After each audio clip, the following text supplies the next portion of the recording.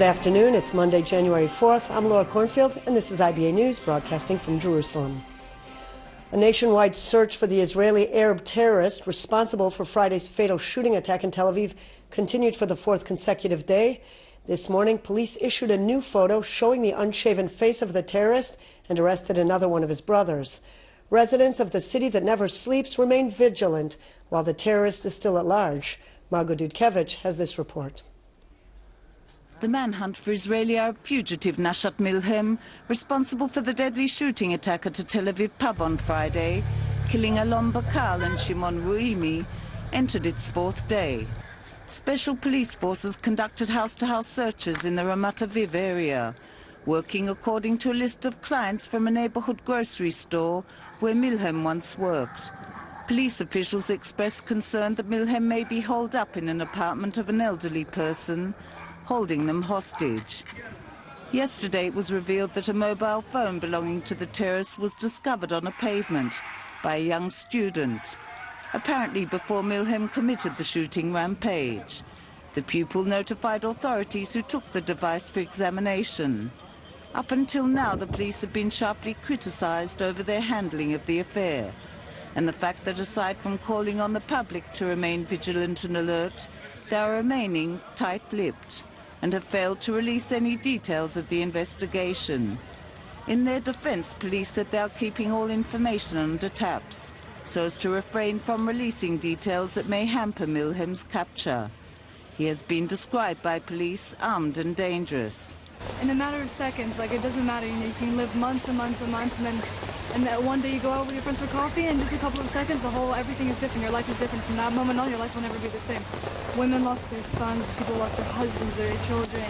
It's heartbreaking, and it's ridiculous that this could have happened because, you think you're in Israel, you think you're in the safest place in the world, but it happens right here where you live. Police, however, announced a definite connection between Friday's attack and the killing of cab driver Ayman Shaban, whose body was found shortly after the attack. They believe the terrorist hailed the cab to flee the site of the shooting and later fatally shot Shaban in northern Tel Aviv near the Mandarin Hotel, before driving the cab to another site where he abandoned it.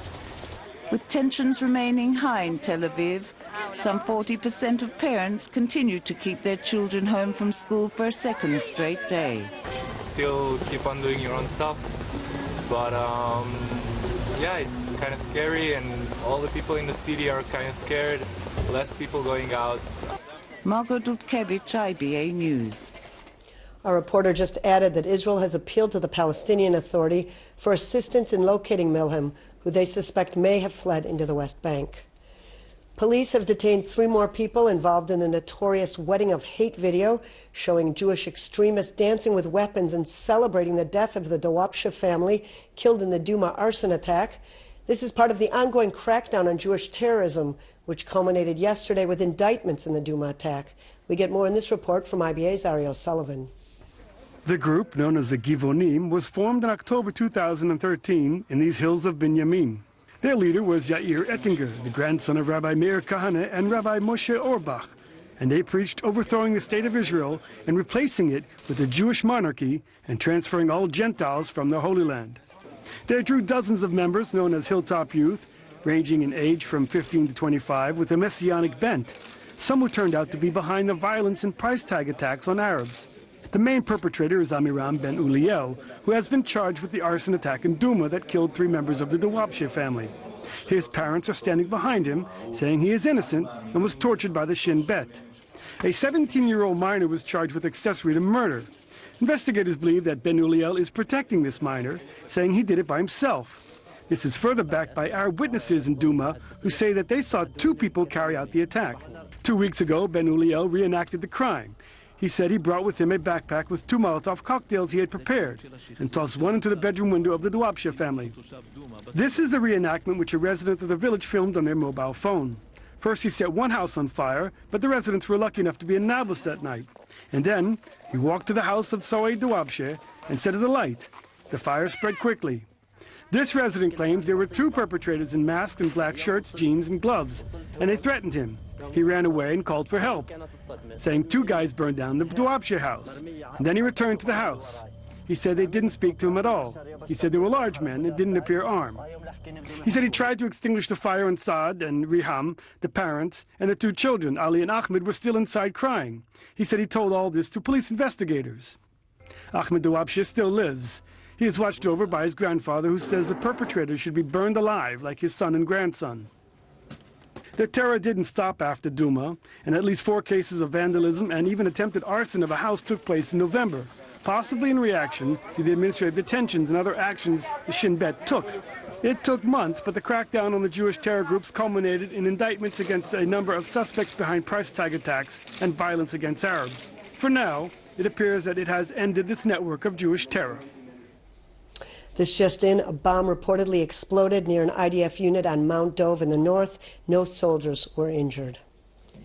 Joining us now in the studio to shed some light on the disturbing phenomenon of Jewish extremism is Dr. Shlomo Fisher, an expert on Jewish extremism at the Jewish People Policy Institute. Thank you so much for coming in this evening, Dr. Fisher. Where do you define the root of the problem? Where does it stem from? Is it incitement, education, ideology? Well, no, it has ideological roots. You have to understand the broader context. The broader context is, people talk about Hilltop Youth. Hilltop Youth is the milieu from within which networks, as we've just seen, of Jewish extremists grow. And here we have a culture which is, it would probably help the listeners if they would sort of remember things like Beir Manhaf and other types of radical extremism that, let's say, came out of the youth culture of the 1960s and stuff like that. We have a youth culture which places a great deal of emphasis on self-expression, on authenticity, on issues of that sort. And through violence? Yeah, of course. I mean, look at Daesh. Look at ISIL. ISIL attracts Western volunteers because of the authenticity of violence. The authenticity of violence is a modern theme. And, Daesh makes films of beheadings because of that. And something a little bit similar, and I'd say it's very similar, a little bit similar, is over here, that to express your aggression, to express your desire for revenge, to express those things is part of modern culture, part of youth culture. Do they believe that they're carrying out God's will? Yes, they understand God's will too, and this is very important to understand because they don't think that God's will is mediated by the rabbinical establishment, by rabbis. They despise the rabbis. The rabbis have sold out. The rabbis are, never trust anybody over 30 type thing. What they feel that their own inner spontaneity is what guarantees God's will. If God, they are moved spontaneously to action, so it's God moving through them. Dr. Fisher, while the extremists are on the fringe, society tends to condemn entire sections which they supposedly represent, particularly when such horrible murders are carried out. Right. What needs to be done to stress that this is indeed just a minority group? I mean, it's a group within a group within a group. You have the larger context of settlers, which is Zionism, etc. That has nothing to do with this. And then within that, there's a smaller group of, let's say, Hilltop Youth. Most of Hilltop Youth is not involved in this. Within that, there are several, let's say, at the most, several hundred people who are connected to this type of activity, and those are people who have adopted a very radical, a very extreme ideology. And acted upon it. I mean, terrorism is terrorism, of course. Can you draw parallels between the extremist acts carried out by the Jewish terrorists and the Palestinian ones? Well, I've drawn parallels between this and, to a certain extent, in a very general way, between this and ISIS. I think there may be things in manifestations in the Palestinians that are similar, even though, from all that I've read, the specific attacks that are now being carried out by Palestinians have a somewhat different character. The terrorists in the Duma attack claim that Yes. they were carried out in order to revenge the murder of Malachi Rosenfeld, who was killed earlier in the year by Palestinians, thus creating a vicious cycle of hatred. How can this phenomenon be tackled? Listen, it has to be understood, it has to be made clear that the only authority, I mean, the definition of the state is that the state has a monopoly of legitimate means of violence. So that to what extent that any response to Palestinian terrorist activity or violence or murders or anything, that it has to be carried out by the state and by the security organs. There's no room, absolutely, and it has to be absolute, that there's no room for individual or partisan or vigilante or any type of response of that sort. Everything has to be carried out by the security authorities. Dr. Fisher, one last question. How much harm does a video like the wedding video do to Israel's image abroad? That depends how it probably does a lot of damage. I mean, that's to be, but if it's framed correctly, and if it's framed that, yes, there are extremists, we know that there are extremists, in the Middle East of various sorts, there's, in the Palestinian community, in Syria, in Iraq, and we also are unfortunately not free of this phenomenon. Then I think if it's framed and marginalized, it can do a minimum of damage. Dr. Shlomo Fisher of the Jewish People Policy Institute, thanks so much for being our guest this evening. My pleasure. IDF forces today began the demolition and sealing of homes belonging to 2 Palestinian terrorists inside the East Jerusalem neighborhood of Jabal Mukaber, the house of Baha Alyan, the assailant who shot and killed 2 people on a public bus in the nearby Amona Natziv neighborhood in mid-October, was destroyed. The second home, belonging to Alad Abu Jamal, the terrorist who drove his vehicle into a group of people waiting at a bus stop in the capital's Geula neighborhood on that same day, was sealed off with concrete. The controversial house demolitions, which were approved by the High Court, are used as a punitive measure aimed at deterring future attacks. New video footage showing Gilad Shalit, the Israeli soldier taken captive by the terror group and held in Gaza for over 5 years, has been released by Hamas as part of the group's ongoing propaganda war against Israel. In the clip, Shalit is seen barbecuing with his captors, preparing coffee, talking on the phone, and even smiling. In response to the footage, the Shalit family released a statement saying their son godless captors who held Gilad hostage stop at nothing in order to present a distorted picture that does not reflect the 5.5 years he spent doing his best to survive in captivity, solitude, and daily fear. Shalit was serving near the Gaza border when he was abducted in June of 2006 in a cross-border raid by Hamas. He was released on October 2011 as part of a prisoner exchange deal. Sarah Netanyahu, the wife of the Prime Minister, is expected to arrive at the headquarters of the Special Police Anti-Corruption Unit, Lahav 433, today, as she faces questioning under caution for a second time. The First Lady is being investigated over allegations of financial blunders at the official residence in Jerusalem and the couple's private home in Caesarea. Last week, she was grilled by police for over 6 hours concerning spending irregularities. In order to avoid the heavy media presence, Netanyahu was granted special permission to enter the police compound in her car.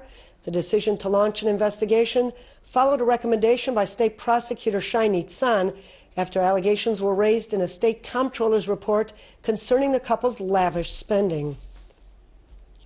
After a 3-year hiatus, Cairo dispatched a new ambassador to Israel. Hazem Kirat arrived in Israel on Friday to take up office. In 2012, Egypt withdrew its ambassador from Israel to protest an Israeli offensive on the Gaza Strip. At the time, Muslim Brotherhood leader Mohammed Morsi was president. Since Morsi's ouster a year later, relations between the two countries have improved. In September, Israel reopened its embassy in Cairo, which had been closed for 4 years after a raging mob ransacked the embassy in protest of the death of 5 Egyptian policemen killed unintentionally by Israeli security forces in pursuit of Gaza terrorists. A new crisis between Saudi Arabia and Iran. Riyadh has recalled its diplomats from Tehran and gave Iranian dignitaries working there 2 days to leave the kingdom. Tensions flared between the two major Sunni and Shia powers in the region after Riyadh executed Sheikh Namr al-Namr, a top Shia Muslim cleric who Iran considers a martyr. Protesters stormed the Saudi embassy in Tehran late Saturday, setting fire to the building before they were driven back by police. No Saudi diplomats were hurt in the attack. In an effort to appease the situation, the U.S. administration called for calm and continued diplomatic engagement. Today, Bahrain followed suit, saying it was severing diplomatic ties with Iran because of Tehran's blatant interference in Bahrain and the Arab world. The Islamic State released yet another gruesome video showing the recent execution of 5 British males clad in orange uniforms in yet another depraved act carried out by the group. The 5 British captives who were accused by the jihadist group of spying were forced to confess to their so-called crimes before they were paraded to a desert location, forced to kneel, and shot at point-blank range. In the 10-minute video, a masked ISIS member, speaking with a British accent, threatened British Prime Minister David Cameron, saying such killings were in response to England's growing involvement in coalition airstrikes targeting the Islamic State. In financial news, shares were down across the board on the Tel Aviv Stock Exchange, while the shekel was mixed in foreign currency trading. Here are the numbers.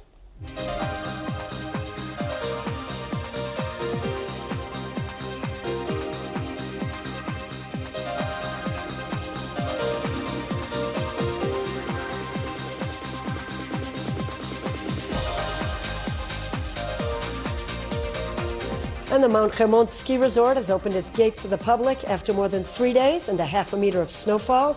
Skiers are getting out their gear, waxing their skis, and putting on their long johns for the first time this season in Israel. Winter sports lovers are all welcome to head to the northern slopes to enjoy this rare and icy treat.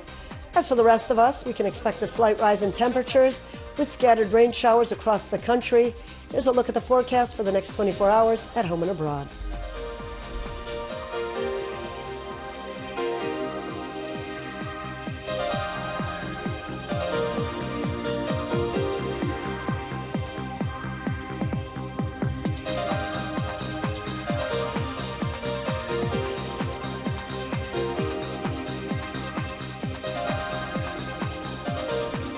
And that brings us to the end of this broadcast of IBA News. I'll be back here tomorrow, same time, same channel. Until then, have a good evening and shalom from Jerusalem.